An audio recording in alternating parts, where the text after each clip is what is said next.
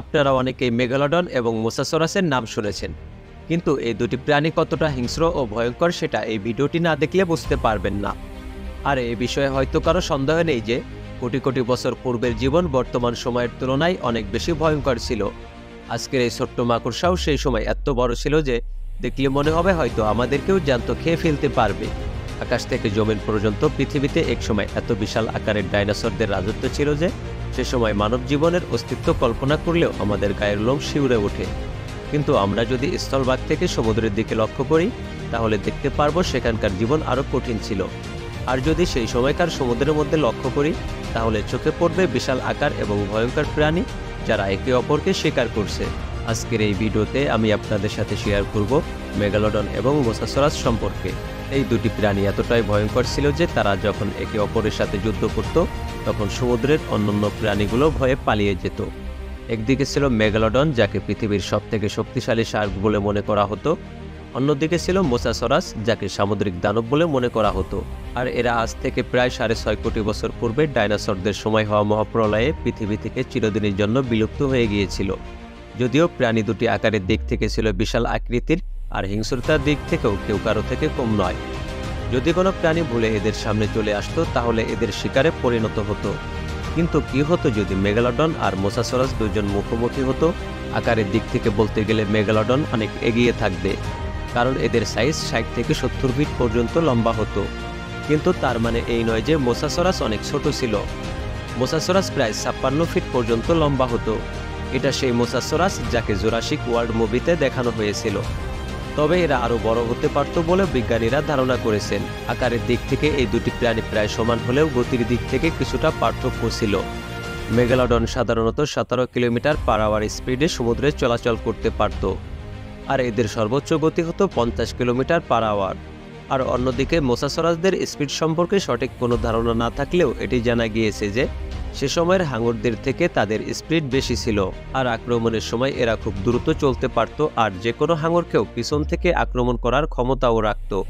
তবে এখানে বড় পার্থক্য এটি যে মেগালোডন সমুদ্রে 50 কিলোমিটার গতিতে খুব একটা বেশি সময় ধরে সাঁতার কাটতে পারত না, কিন্তু অন্যদিকে মোসাসরাসরা অনেক সময় ধরে সর্বোচ্চ গতিতে চলাচল করতে পারত। এদিক থেকে মেগালোডনের চেয়ে মোসাসরাসরা কিছুটা এগিয়ে রয়েছে। তাছাড়া দাঁতের কথা যদি বলা হয়, এই মেগালোডনের দাঁত 5টি লাইনে থাকত। এমনকি এদের দাঁত যদি কোনো কারণে ভেঙে যেত তাহলে 2 থেকে 3 দিনের মধ্যে নতুন দাঁত উঠে যেত। এদের প্রায় 270টি দাঁত রয়েছে, আর এক একটি দাঁত 3 থেকে 7 ইঞ্চি পর্যন্ত লম্বা হতো। কিন্তু অন্যদিকে মোসাসরাসের চোয়ালে 40টির মতো এবং মুখের ভিতরে আরও 20টির মতো দাঁত থাকত। কিন্তু এদের দাঁতের আকৃতি ছিল ছোট, যা 2 থেকে 3 ইঞ্চি পর্যন্ত হতো। আর অন্যদিকে মেগালোডনের কামড়ের ওজন প্রায় 11 থেকে 18 টন পর্যন্ত হতো। কিন্তু মোসাসরাসদের কামড়ের ওজন অনেক হলেও মেগালোডনদের তুলনায় কম ছিল। এদের কামড়ের ওজন হতো 5.5 টন, যা থেকে বোঝা যায় যে কামড়ের দিক থেকে মেগালোডন অনেক এগিয়ে থাকবে। এই দুই প্রাণীর চোখের দিক থেকেও ছিল সমান আকৃতির। তবে এবার দেখে আসে এদের মধ্যে যদি মারামারি হতো তাহলে কে জিতত। মেগালোডন কামড়ের দিক থেকে অনেক এগিয়ে রয়েছে।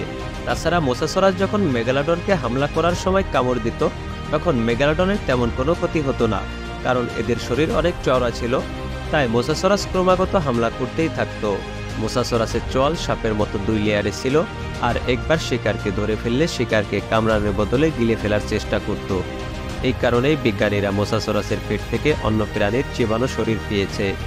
মোসাসরাসের এই শক্তি মেগালোডনের ক্ষেত্রে কোনো কাজে আসতো না, কারণ তারা ছিল 60 থেকে 70 ফিট আর মোসাসরাসের তুলনায় অনেক বেশি ভারী। তাছাড়া মেগালোডনকে সামান্য আঘাত দেওয়ার জন্য মোসাসরাসকে বারবার হামলা করতে হতো, আর এই হামলা করাতে মেগালোডনের কোনো ক্ষতি হতো না।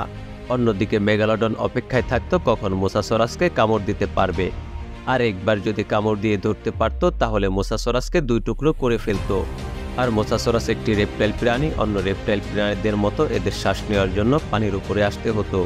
অর্থাৎ এই দুই প্রাণীর লড়াই যদি অনেকক্ষণ যাবৎ চলত তাহলে মোসাসরাসকে কিছুক্ষণ পর শ্বাস নেওয়ার জন্য উপরে আসতে হতো, এবং সেই সুযোগে মেগালোডন মোসাসরাসকে ধরে টুকরো টুকরো করে দিত। আপনারা মনে মনে কার পক্ষ নিয়েছিলেন, মেগালোডন নাকি মোসাসরাস, সেটা কমেন্ট করে জানাবেন। আর এই ভিডিওটি ভালো লাগলে তাহলে অবশ্যই একটি লাইক করবেন এবং বন্ধুদের সাথে শেয়ার করবেন। আর আপনি যদি আমার চ্যানেলে নতুন হয়ে থাকেন এবং এমন সব নতুন নতুন ভিডিও সব সময় দেখতে চান তাহলে চ্যানেলটি সাবস্ক্রাইব করে রাখুন। আবারও আসছি নতুন কোনো ভিডিও নিয়ে। সেই পর্যন্ত সকলে ভালো থাকুন, সুস্থ থাকুন। ধন্যবাদ।